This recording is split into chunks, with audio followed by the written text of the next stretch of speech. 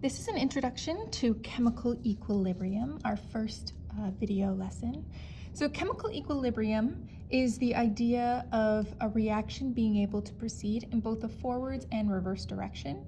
Equilibrium is reached when the rate of those two reactions are equal. So what is chemical equilibrium? When the rate, you will have seen this on the front of your package, because it's the main idea of this entire unit, rate of the forward reaction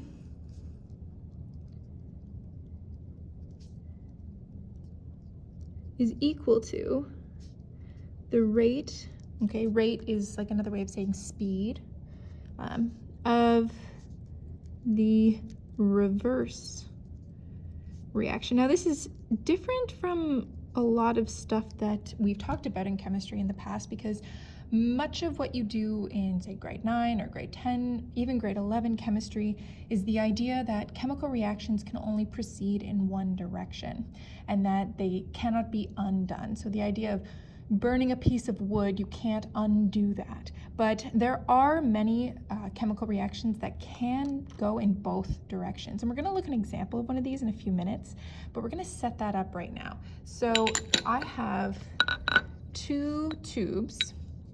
Okay, they're just glass tubes filled with this gas. Now, they're both roughly the same color of brown, and the brown represents a gas called nitrogen dioxide, so NO2.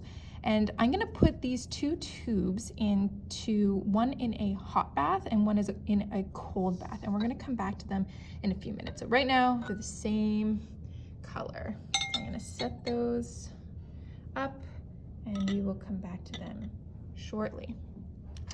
Now, chemical equilibrium in terms of chemical reactions might seem kind of new, but there are a lot of equilibriums that might be very familiar to you. So the first couple are things that you've probably seen before. So solubility equilibrium, okay, is the amount of salt that you're dissolving in water is equal to the amount of salt coming out of the solution. So this is the idea of reversibility in solubility. So if you take salt, so NaCl, sodium chloride is regular table salt, as a solid, you can dissolve it in water and put it to be sodium chloride aqueous, aqueous meaning dissolved in water.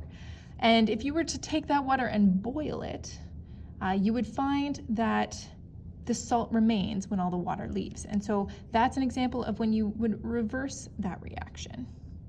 Another one that you've probably seen almost daily would be phase equilibrium, which is the idea of equilibrium reached when you're looking at a change of state. So these are reversible reactions that you see all the time. Water as a solid, okay, ice. You put it in a warm area, it melts into a liquid, but you could take that same water, put it back in the freezer, and it would form ice again. So that is an equilibrium, that is a reaction that is reversible when you go from solid to liquid and liquid to solid, or even to gas if you were to boil the water.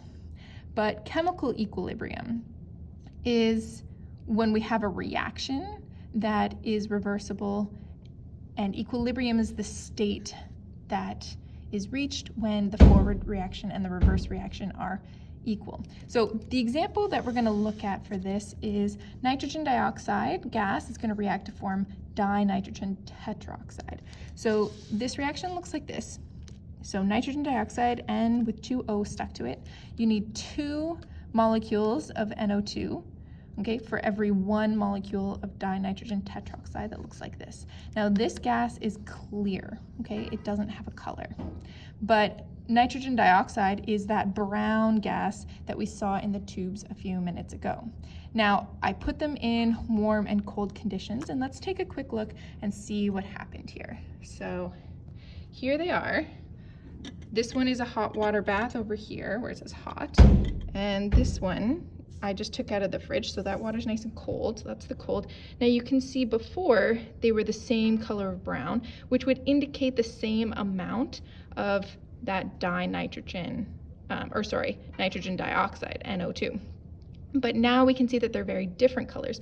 So the hot here is a much darker brown, which would mean that we have more of this brown gas okay, this nitrogen dioxide, versus the cold is much lighter in color, okay, which would indicate that there's more of the dinitrogen tetroxide gas present.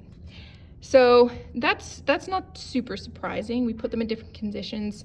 They, lean one way or another in the reaction, but is this reaction reversible? And how does that look? So what we're gonna do next is I'm gonna switch these tubes. So I'm gonna take this hot one, okay, that's nice and dark, and I'm gonna put it into the cold water bath. And I'm gonna take the light colored one, and I'm gonna put it in the hot water bath. Okay, and we're gonna let those sit for a few seconds. Actually, you can already start to see the change in color happening there, but we'll give it a minute and see what happens. If this reaction is reversible, we should see that the hot one becomes darker, which we can already start to see it getting darker, and that one that was really dark brown, now that it's in the cold water, becomes lighter. So we'll give that a couple moments to change temperature. Now, equilibrium, okay, is the state at which it stops changing.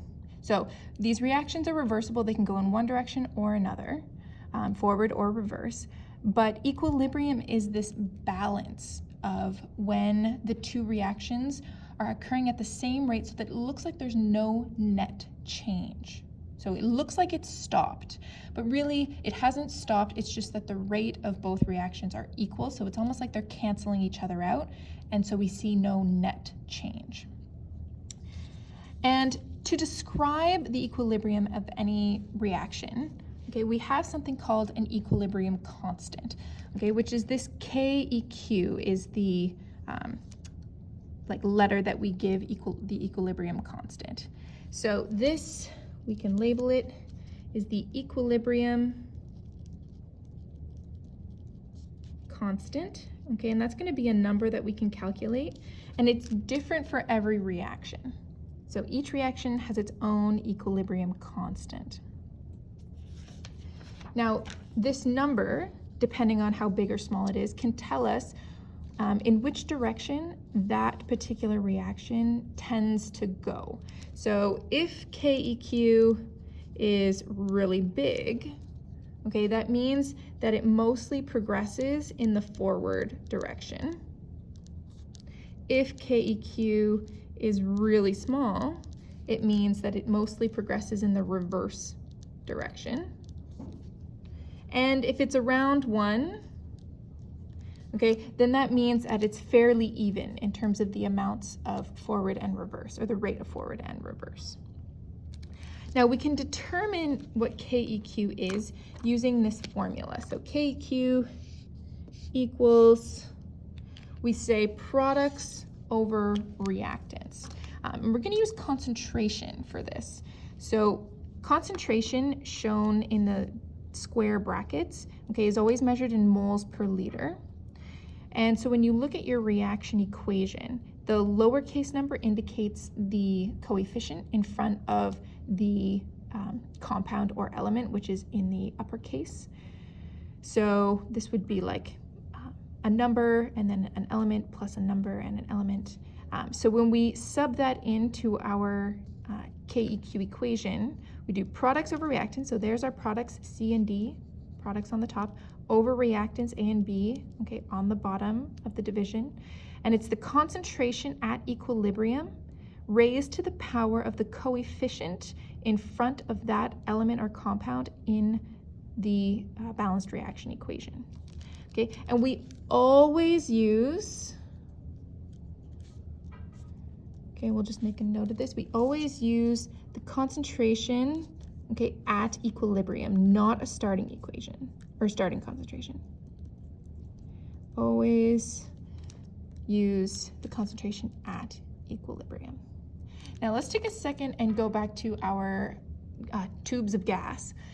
So I'm gonna move this over here and let's take a look. So here we can see, here is our hot one, and we can see that it's gotten much darker even though it was very light. And this one was the hot one originally, now in the cold water, which is probably warmed up a little bit just from the residual heat of the room in the tube, but it has become definitely lighter than it was before. So now we can see with the white behind there that they've sort of switched their coloring, okay, which does tell us that that reaction, okay, is reversible. If we go back to the front of our page there, okay, it was darker brown in the hot, lighter brown in the cold, okay, and depending on in which condition the tube is exposed to, it can move, the reaction can move in the forward direction and make it more brown, or move in the reverse direction and make it more clear. Now we use these special arrows to show that something is reversible.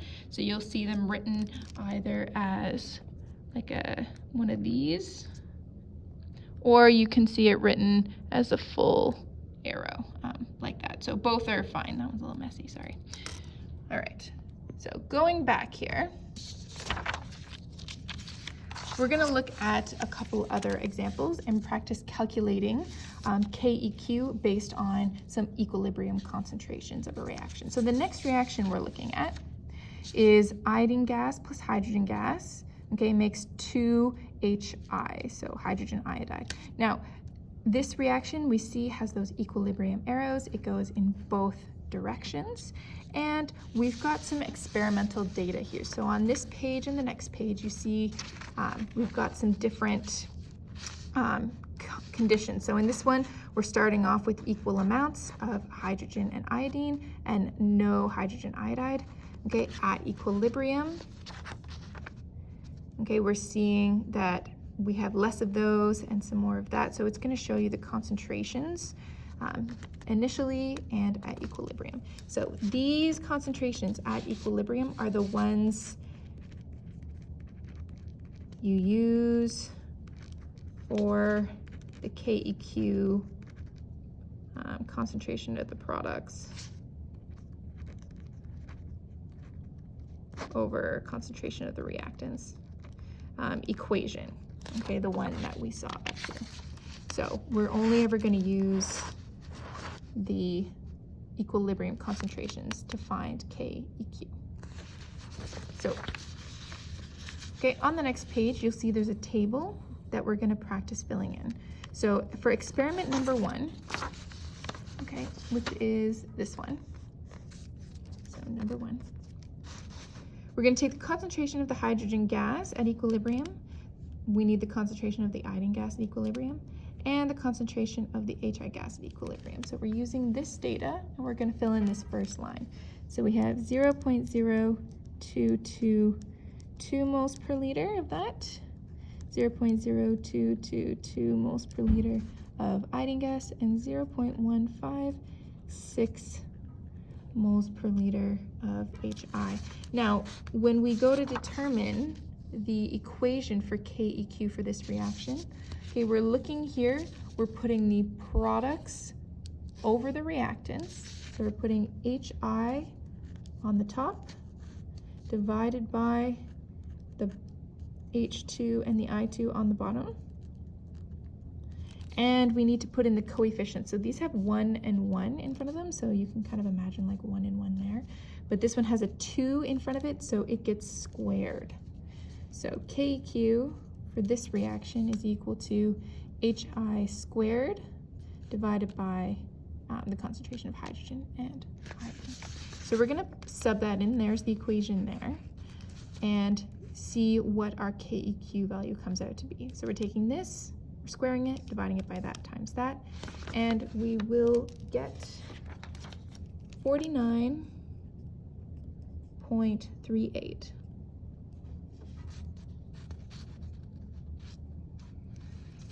Now let's look at experiment number 2. So experiment number 2 is this one. We're starting off this time with no hydrogen gas.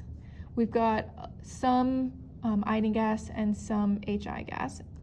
At equilibrium, here are our concentrations. So we're going to fill those in. So H2 is 0.035 moles per liter.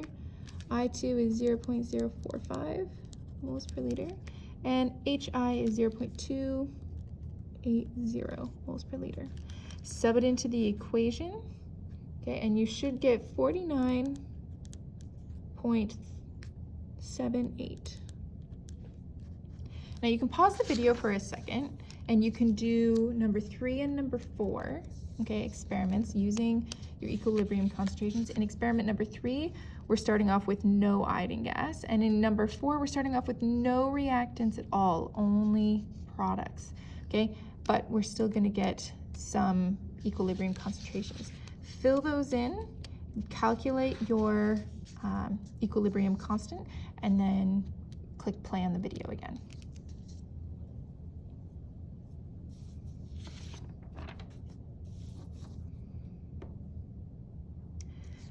When you fill those in, okay, you should get 49.38 for experiment number 3 and 49.51 for experiment number 4. Now you'll notice with these, okay, regardless of what the initial concentrations were in all of the different experiments, we're always getting an equilibrium constant that is pretty much the same. Okay, so always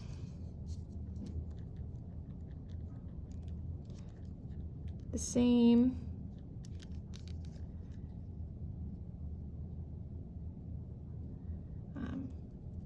for this reaction, regardless of starting concentrations of your products and reactants. Okay, so in class, we will work through some of these practice questions together. See you then.